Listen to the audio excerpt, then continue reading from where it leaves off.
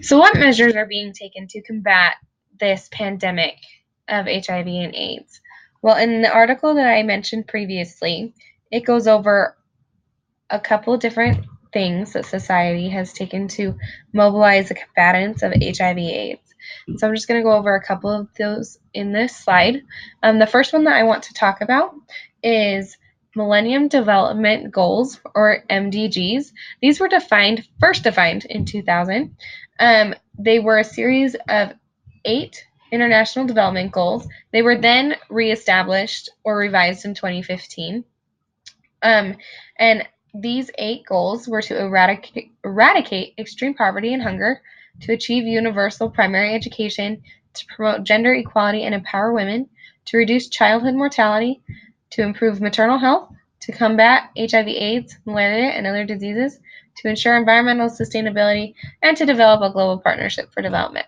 So these were the 8 goals defined in 2000 and then redefined in 2015.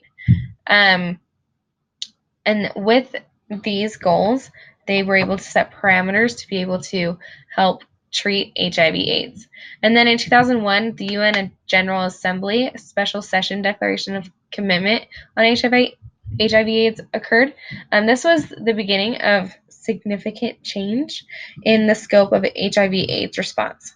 So this declaration was followed by a substantial increase in political commitment, also social mobilization and financial resources.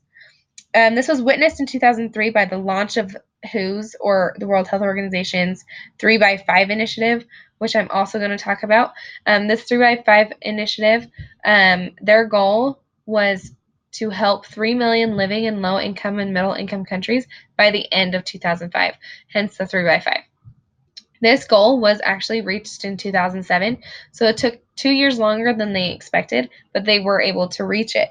And because of this, the collective experience demonstrated that it is feasible to address the HIV pandemic in resource-limited settings using public health principles, and also a comprehensive approach that encompasses HIV prevention, treatment, and care. And such approach, it was able to help or impact morbidity and mortality of HIV and AIDS.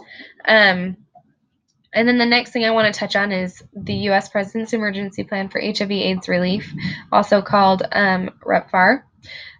All of these initiatives that I've discussed and kind of talked about caused a dramatic increase in the treatment, care, and prevention of HIV/AIDS. And one thing that this article does state is that coverage of antiretroviral prophylaxis in HIV pregnant women for prevention of mother-to-child transmission in low and middle-income countries, for example, increased from 9% in 2004 to 33% in 2007. So just in that 3-year gap, they were able to increase it by so much. And that was because of these things that were implemented, the Millennium Development Goals, the World Health Organization's 3x5. Another thing that I want to talk about with WHO is their 5 targeted directions for HIV/AIDS work in the healthcare sector. These 5 things are increasing knowledge of HIV, increasing the healthcare sector's contribution to prevention of HIV, also speeding up the improvement of HIV treatment and care, strengthening healthcare systems, and lastly, investigating in ways to create a more effective response to HIV/AIDS relief.